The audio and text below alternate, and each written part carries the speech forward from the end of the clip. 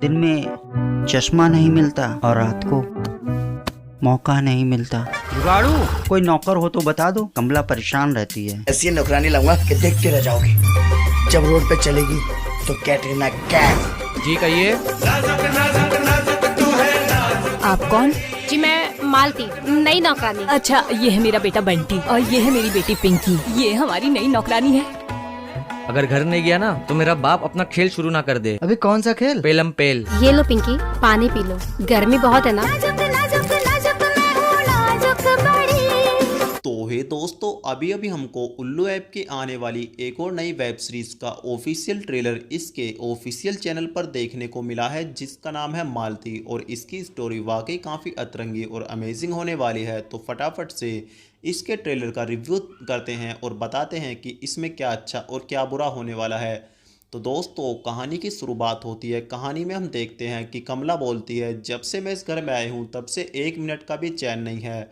अब कमला का पति सुबह को ऑफिस जाने के लिए तैयार हो जाता है और बोलता है कि कमला, मेरा चश्मा कहाँ है? सुबह को चश्मा नहीं मिलता और रात को मौका नहीं मिलता। अब कमला बोलती है, एक नौकरानी लेकर आ जाइए, उसके बाद नौकरानी अपना काम करेगी और हम दोनों मज़े लेंगे। अब अंकल जी खड़गू के पास आते हैं और खड़गू को बोलते हैं कि खड़गू, क्या है, आजकल मालती बहुत परेशान रहती है, अगर तुम्हारी नज़र में कोई नौकर हो तो बता दो। तो खड़गू बोलता है, तुम टेंशन मत लो, मेरी नज़र में एक नौकरानी है जो कैटरीना कैफ को भी फेल करती है और वो घर का काम करने के साथ साथ तुम्हारा भी मनोरंजन करेगी। इस बात को सुनते ही अंकल जी खुश हो जाते हैं। उसके बाद दोस्तों, जिस लड़की को ये इनके पास भेजता है उसका नाम मालती होता है, जो नौकरानी कम आइटम गर्ल ज़्यादा लगती है। अब इस घर में मालती की एक बेटी और बेटा भी होता है, जो दोनों जवान हो चुके हैं और शक्ल से दिखने में ये दोनों काफ़ी सीधे साधे लगते हैं और कॉलेज जाते हैं।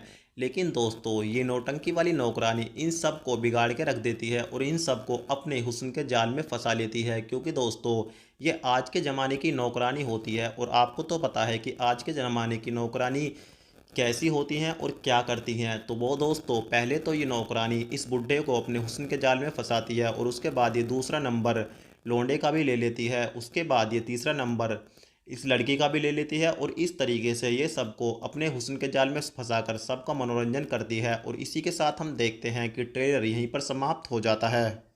तो हेलो गाइस, आज की इस वीडियो में हम लोग बात करने वाले हैं उल्लू ऐप की नंबरी वेब सीरीज़ के पार्ट नंबर 2 की फुल स्टोरी के बारे में। और अगर आप लोगों ने इस वेब सीरीज़ का पार्ट 1 नहीं देखा है तो आप लोगों को इस वेब सीरीज़ के पार्ट 1 का लिंक डिस्क्रिप्शन बॉक्स में मिल जाएगा। लेकिन पार्ट 1 को देखने से पहले आप पार्ट नंबर 2 की स्टोरी जान लीजिए, क्योंकि पार्ट नंबर 2 की स्टोरी में आपको काफ़ी मज़ा आने वाला है इन कंपेयर ऑफ पार्ट 1। तो चलिए वीडियो की शुरुआत करते हैं। अब जैसा कि आप लोगों को पता है कि हमने पार्ट 1 में बताया था कि एक बायोलॉजी का टीचर होता है जो लड़कियों को ट्यूशन देता है, ट्यूशन नहीं, लड़कियों को क्लास देता है। उसके बाद लड़कियां धीरे धीरे अट्रैक्ट होने लगती हैं और इस टीचर से प्राइवेट ट्यूशन लेना शुरू कर देती हैं, जिसका ये इनके साथ गलत फ़ायदा उठाता है, लेकिन उनको कोई प्रॉब्लम नहीं होता। अब पार्ट नंबर 2 में हम देखते हैं कि मोहल्ले वालों को अब इस टीचर की इस गंदी हरकत का पता चल जाता है, लेकिन उनके पास कोई सबूत नहीं होता कि कैसे इस टीचर का समाज के सामने पर्दाफाश किया जाए। उसके बाद लड़कियां फिर से धीरे धीरे इस टीचर के पास आना शुरू कर देती हैं, क्योंकि ये उनको मार्क्स में काफ़ी ज़्यादा नंबर देता है और उनको कोई प्रॉब्लम नहीं होती और उनके साथ ये खूब मज़े लूटता है। अब दोस्तों, मोहल्ले के 3-4 लौंडे इस टीचर का पर्दाफाश करने के लिए अपनी एक जानने वाली को इसके पास भेजते हैं और बोलते हैं कि बस तुझे इस टीचर के पास जाना है और इससे प्राइवेट ट्यूशन लेना है। उसके बाद उनको पता होता है कि ये इस लड़की के साथ भी गलत फ़ायदा उठाएगा, जिससे कि ये इसका वीडियो बना सकते हैं। उसके बाद दोस्तों, टीचर बताता है कि आप तीनों का सिलेक्शन हुआ है और आप तीनों में से टॉप कौन होगी, इसके बारे में हम आज डिस्कस कर लेते हैं। उसके बाद दोस्तों, होता क्या है कि ये उन लड़कियों को अच्छे मार्क्स देता है, खूब मज़े लूटता है। तो एक दिन पता चलता है कि क्लास में इसकी वाइफ आ जाती है, जिसके बारे में किसी भी लड़की को पता नहीं होता कि सर की शादी भी हो चुकी है। इस तरीके से इन लड़कियों को पता चल जाता है कि इस टीचर ने इनके साथ धोखा किया है और इनका गलत फ़ायदा उठाया है। अब दोस्तों, मोहल्ले वाले भी चाहते हैं कि इस टीचर का पर्दाफाश किया जाए, क्योंकि वो वीडियो बना लेते हैं, लेकिन उनको ये भी पता होता है कि अगर इस वीडियो को वो मोहल्ले वालों को दिखाएंगे तो इसमें उन लड़कियों की भी बदनामी होगी। इसी के साथ हम देखते हैं कि वो लड़कियां अब इस टीचर से अपने धोखे का बदला लेना शुरू कर देती हैं और किस तरीके से वो अब इससे बदला ले पाती हैं वो तो आपको इसके पार्ट नंबर 3 में हम आपको बताएंगे। तो फिलहाल तो पार्ट नंबर 2 की स्टोरी यहीं पर समाप्त हो जाती है। आप लोगों को स्टोरी कैसी लगी कमेंट सेक्शन में लिखकर ज़रूर बताएं। तो दोस्तों, ये कहानी एक ऐसे टीचर की है जो बायोलॉजी का सब्जेक्ट पढ़ाता है, जिसके अंदर ये पढ़ाता है कि लड़कियां प्रेग्नेंट कैसे होती हैं और बच्चा कैसे बनता है। और सबसे बड़ी मज़े की बात ये होती है कि इसकी क्लास में जितने भी स्टूडेंट्स होते हैं वो सारी लड़कियां होती हैं। उसके बाद एक दिन एक लड़की इस क्लास में इनके पास ट्यूशन लेने के लिए आती है और इसको स्पेशल ट्यूशन चाहिए। टीचर भी समझ जाता है कि इसको स्पेशल ट्यूशन में क्या चाहिए। उसके बाद दोस्तों, टीचर इस लड़की का भरपूर फ़ायदा उठाता है और इसको क्लास में टॉप कर देता है। ये लड़की काफ़ी खुश होती है। उसके बाद दोस्तों, ये जो टीचर होता है इस लड़की के साथ खूब मज़े लेता है। लड़की को कोई प्रॉब्लम नहीं होती क्योंकि ये क्लास में टॉप हो जाती है। ये इसके नंबर बढ़ा देता है। उसके बाद ये लड़की काफ़ी खुश होती है, तो बाकी लड़कियों को भी इसके बारे में पता चल जाता है। उसके बाद फिर से एक नई लड़की टीचर के पास ट्यूशन लेने के लिए आती है और टीचर की बल्ले बल्ले हो जाती है। उसके बाद ये टीचर दूसरी लड़की को भी ट्यूशन देना शुरू कर देता है और उसके साथ भी मज़े ले उठता है और बोलता है कि तुम टेंशन मत लो, मैं सिर्फ तुमसे प्यार करता हूँ। उसके बाद दोस्तों, मोहल्ले में इस टीचर की इस काली करतूत का पता चल जाता है, लेकिन उसका पर्दाफाश करने के लिए इनके पास कोई सबूत चाहिए। उसके बाद मोहल्ले के 2 लफंगे लड़के अपनी एक जानने वाली को इसके पास भेजते हैं। और दोस्तों, जैसा कि ये टीचर हरामी होता है, ये इस लड़की के साथ भी मज़े लेता है, लेकिन इसको पता नहीं होता कि इस बार इसका यहाँ पर वीडियो बनाया जा रहा है ताकि पूरे समाज में इसकी करतूत का पर्दाफाश हो सके और इसको जेल भेज दिया जा सके। इसी के साथ हम देखते हैं कि इस वेब सीरीज़ का जो पार्ट 1 का ऑफिशियल ट्रेलर है फ़िलहाल यहीं पर समाप्त हो जाता है। इसका पार्ट 2 भी जानने के लिए अगर आप लोग इस चैनल को पहली बार देख रहे हैं, चैनल को सब्सक्राइब करके बेल आइकन प्रेस जरूर करें। And thanks for watching this video.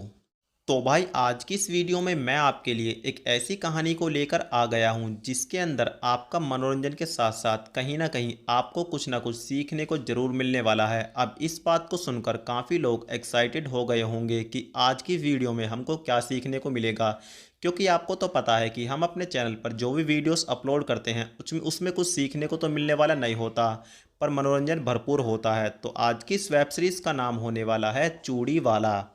अब दोस्तों, कहानी की शुरुआत होती है। कहानी में हम देखते हैं कि एक चूड़ी वाला होता है। अब सिंपल सी बात है, कोई इंसान चूड़ियाँ बेच रहा है तो वो गरीब ही होगा। अब ये चूड़ी वाला अपनी रंग बिरंगी चूड़ियाँ बेचने के लिए एक गांव में आ जाता है और जो भी औरत इसकी रंग बिरंगी चूड़ियाँ देखती है वो इसकी चूड़ियों के साथ साथ इसकी भी फैन हो जाती है। अब पता नहीं इस अजीब से दिखने वाले की लौंडे की चूड़ियों में ऐसा कौन सा जादू होता है जो गाँव की औरत जो भी इसकी चूड़ियाँ पहनती है तो वो इसके ख्यालों में चली जाती है। और फिर क्या दोस्तों, वो इसके ख्यालों को हकीकत में बदल देता है और इनकी चूड़ियाँ तोड़ता है। यहाँ तक कि इस गांव की जो प्रधानी होती है ये उसको भी नहीं छोड़ता, क्योंकि इसकी चूड़ियों का जादू गांव की प्रधानी पर भी हो जाता है और उस पर तो ऐसा जादू होता है कि वो प्रधान जी को भी भूल जाती है। अब अगले दिन राजू अपनी जादुई चूड़ियाँ बेचने के लिए फिर से इस गाँव में आ जाता है और इस बार इस गाँव में इसको एक ऐसी औरत दिखाई देती है जिसको इसकी चूड़ियाँ पसंद आ जाती है।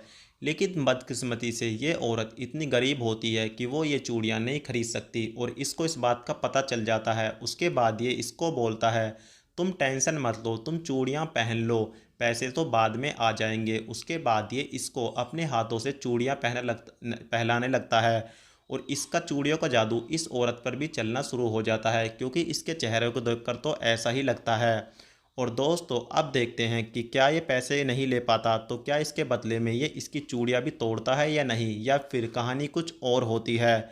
ये जानने के लिए आप लोगों को इस वेब सीरीज़ का पार्ट नंबर 2 देखना पड़ेगा, जो आपको कल हमारे चैनल पर देखने को मिल जाएगा। तो उसको देखने के लिए चैनल को अभी सब्सक्राइब करके बेल आइकॉन ज़रूर दबाएँ।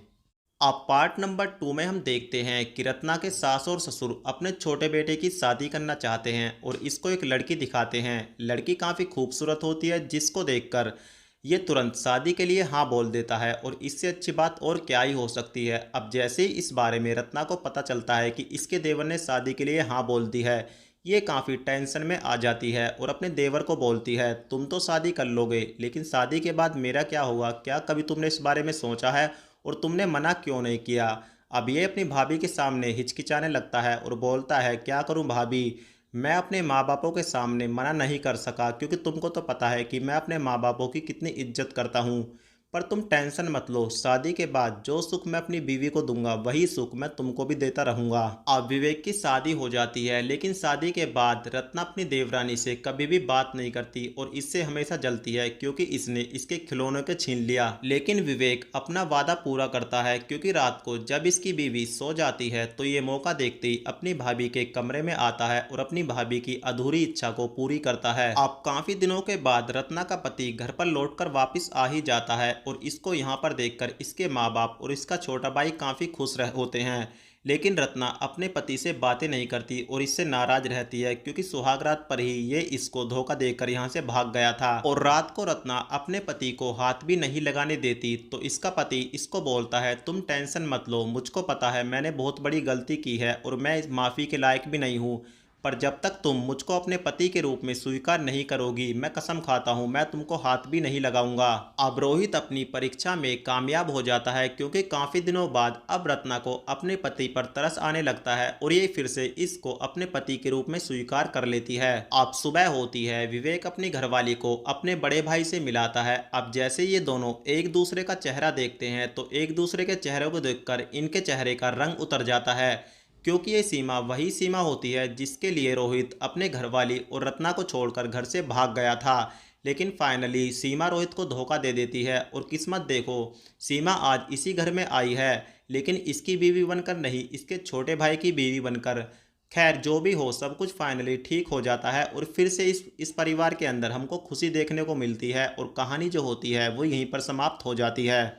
आप कहानी में हम देखते हैं कि इस खूबसूरत सी दिखने वाली लड़की जिसका नाम रत्ना होता है, इसकी नई नई शादी होती है और सुहागरात वाली रात को इसका पति बिना किसी को कुछ बताए चोरी से घर से फरार हो जाता है।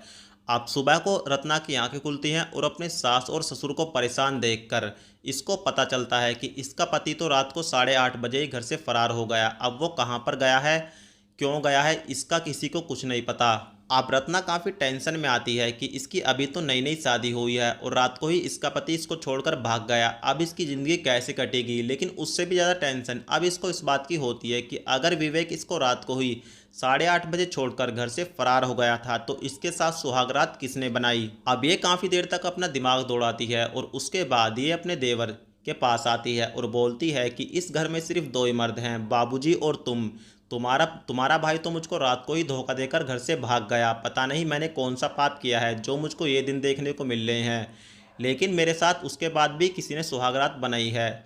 तो क्या मैं ये समझूं कि वो बाबूजी थे। तो ये बोलता है कि सॉरी भाभी जी, वो बाबूजी नहीं, मैं ही था। अब विवेक अपनी भाभी से नज़रें नहीं मिला पाता और यहाँ से चला जाता है। उसके बाद रत्ना भी अपने कमरे में आकर रोने लगती है और अपने मन में सोचती है कि जिस आदमी के साथ इसने 7 फेरे लिए हैं और 7 जन्मों तक रहने की कसम खाई है वो तो इसको धोखा देकर भाग गया और ऐसे तो उसकी ज़िंदगी नहीं कटने वाली, क्योंकि एक औरत की जिस्म की भूख को उसका पति ही शांत कर सकता है। अब रोज रात को रत्ना चैन से नहीं सो पाती और उसके बाद ये अपने देवर को ही अपना पति मानकर इसके साथ संबंध बनाने के बारे में सोचने लगती है, क्योंकि ऑलरेडी विवेक इसके साथ सुहागरात मना चुका है। अब रत्ना अपने देवर पर डोरे डालना शुरू कर देती है और विवेक से भी अपनी भाभी की ये तड़प नहीं देखी जाती और वो इसकी भूख को मिटाने के लिए इसके साथ संबंध बनाना शुरू कर देता है। और इसके सास ससुर को इस बारे में नहीं पता होता कि देवर भाभी के बीच में क्या चल रहा है। अब रत्ना के सास और ससुर विवेक की शादी करने के लिए इसको एक लड़की दिखाते हैं जो विवेक को पसंद भी आ जाती है और ये शादी के लिए हाँ बोल देता है। और जैसे ही इस बारे में रत्ना को पता चलता है तो रत्ना काफ़ी टेंशन में आ जाती है